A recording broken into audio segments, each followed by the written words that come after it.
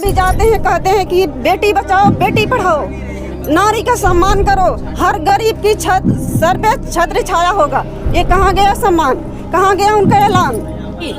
इतना नहीं बल्कि पूरी बस्ती बस जाती, क्योंकि हम लोग यहाँ तक आए थे, सिर्फ झुग्गियाँ यहाँ पड़ी थी। मेरा मकान एक सिर्फ बना था यहाँ पे, उससे पहले कोई मकान नहीं था, सिर्फ झुग्गियाँ थी। 3 लाख में लिया था, 4 लाख बनाने में लगा दिया।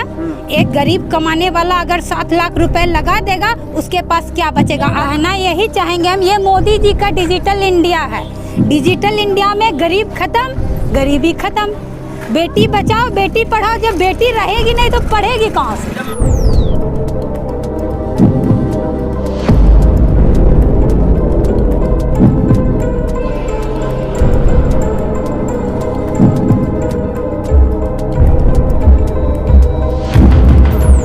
नमस्कार, मैं अनूप कुमार। आज हम खड़े हैं फरीदाबाद के खोरी गांव में। पिछले 3-4 हफ्ते से खोरी गांव पे पुलिस प्रशासन के बुलडोज़र चल रहे हैं। सुप्रीम कोर्ट के एक आदेश के बाद आप देख पा रहे हैं, लोग बाग यहाँ तंबू बना के रह रहे हैं। सुप्रीम कोर्ट ने एक आदेश दिया था कि खोरी गाँव अरावली के क्षेत्र में आता है, ये एक अवैध गाँव है, इसमें तोड़फोड़ कर दी जाए।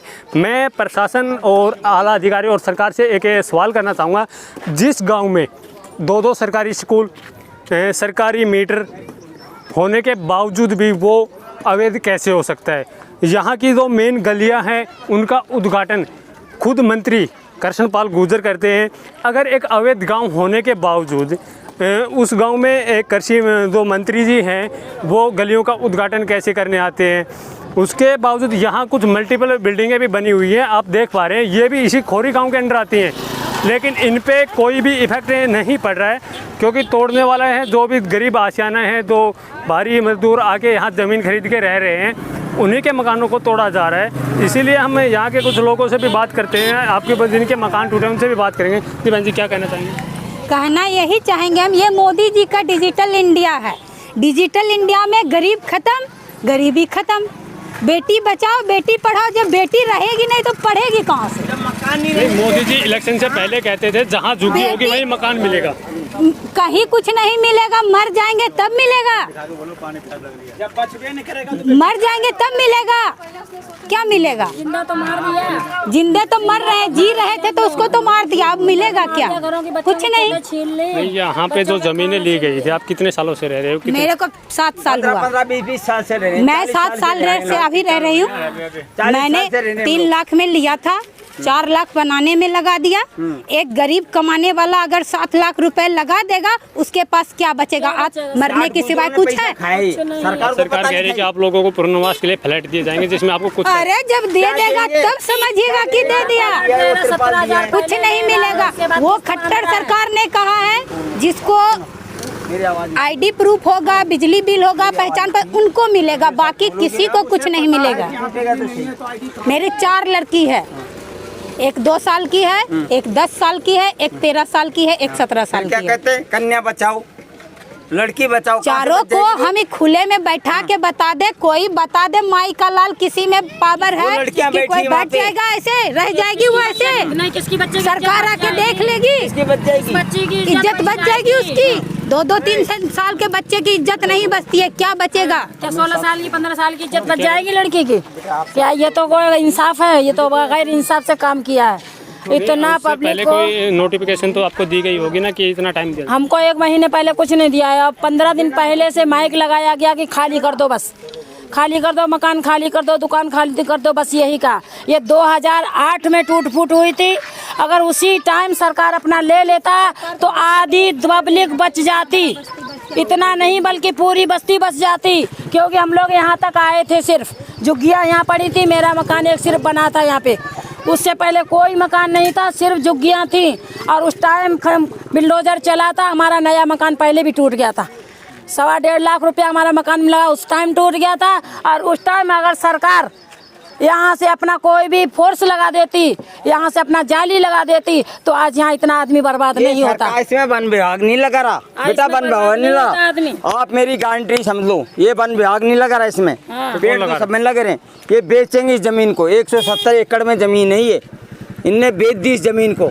इसमें मोदी, अमित शाह और ये जो CM है वहाँ का, वो सब बिके हुए हैं। अब हम एक बात है, हम गरीब आदमी क्या कर सकते हैं, क्या कर सकते हैं? जब से तू आया था बेटा सुनो, आप मीडिया वाले आप क्या कर सकते हो, आप क्या कर सकते हो? तो खबर दिखा सकते, बस खबर दिखा सकते, दिखाई नहीं दे रहा था। सुनो बेटा मेरी बात सुनिए, ये जनता कहाँ जाएगी?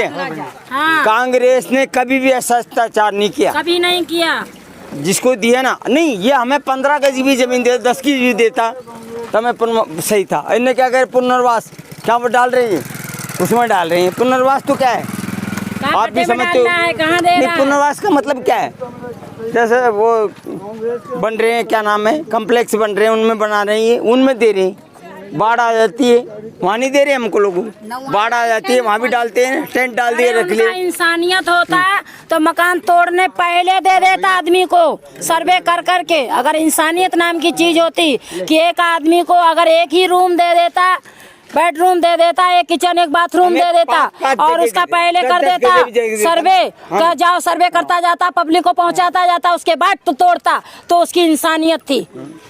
तो हम आपको यहाँ की और भी तस्वीरें दिखाएंगे कि तोड़फोड़ होने के बाद लोग यहाँ किस प्रकार से अपने तंबू लगा के रह रहे हैं। इधर भी आप देख सकते हैं बच्चे किस प्रकार से एक पलड़ के नीचे रहने को मजबूर हैं।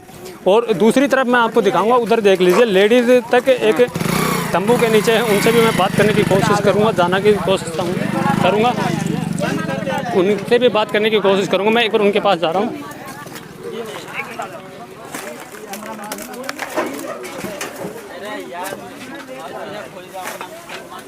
आंटी जी, तोड़फोड़ के बाद आपको क्या क्या कठिनाइयों का सामना करना पड़ रहा है?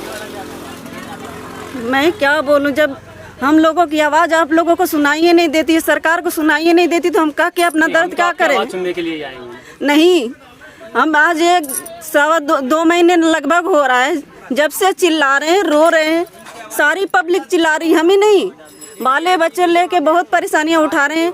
कोई भी हमारी आवाज़ नहीं सुन रहा है तो हम क्या कहें? इसलिए हम कुछ नहीं कहेंगे। जिस हाल में हमें छोड़ दीजिए, कुछ मत पूछिए, अब क्या पूछ के करेंगे? मीडिया को तो यहाँ तक आने नहीं दिया जा रहा, भारी प्रशासन रोक देता तो मीडिया क्या? ये आप लोगों की हेडक है। अगर मीडिया चाहती, सरकार चाहती तो इतना पब्लिक परेशान नहीं होती। जहाँ 500,000 घर रहता है वहाँ पे लोग उम्मीद करते हैं कि इसको बसाया जाए, हर चीज़ की सुविधा दे। अब हम क्या करें? कितने बच्चे हैं आप? हमारी 4 बेटी है, 2 छोटे बेटे हैं। 40 साल की उम्र हो गई आदमी की, सारी कमाई यहीं पे है और कहीं कुछ नहीं है हमारा। पुनर्वास की बात कर रही है ना सरकार, की पुनर्वास दे देंगे हम। हमें पुनर्वास नहीं चाहिए भैया, हमें हमारी झोपड़ी चाहिए, ठीक है? अब क्या झोपड़ी मिलेगी? अब तो हमारी झोपड़ी चली गई, अब हम क्या उम्मीद करें, क्या मांगे? जैसे मोदी जी इलेक्शन से पहले कहते थे कि जहाँ झुगी होगी वहीं मकान बना दिए जाएंगे, लेकिन अब तो मोदी जी की बात को हम सम्मान करते हैं, ठीक है? जहाँ भी जाते हैं कहते हैं कि बेटी बचाओ बेटी पढ़ाओ, नारी का सम्मान करो, हर गरीब की छत सर पे छत्र छाया होगा। ये कहाँ गया सम्मान, कहाँ गया उनका ऐलान? मोदी सरकार को क्या कहना चाहेंगे इस पे? क्या कहना चाहूँगी मैं? कुछ अब नहीं कहना चाहती, कोई भी नहीं कुछ कहेगा। जब हमारी दर्द को मोदी जी को समझ में नहीं आती, खाली वोट लेने की बारी वो हाथ जोड़ते हैं, मांगते हैं, कहते हैं कि सारी चीज़ का सम्मान करो, नारी का सम्मान करो, बेटी बचाओ बेटी पढ़ाओ। बेटी का यही होगा? हमारी बेटी दूसरे घर में बैठा के आई हूँ, कहाँ रखूँ बेटी को? तो यहाँ के लोगों का जो दुख है वो आप साफ तौर पे देख पा रहे हैं कि इनका सीधा साफ तौर पे कहना है कि हम अपनी बच्चों को लेके कहाँ जाए, हमें न इनका सरकार का पुनर्वास चाहिए, हम जहाँ थे जहाँ हैं वहीं रहेंगे, हमें हमारी झोपड़ी चाहिए और कुछ नहीं चाहिए। फरीदाबाद से कुमार विनोद के साथ अनूप कुमार की रिपोर्ट।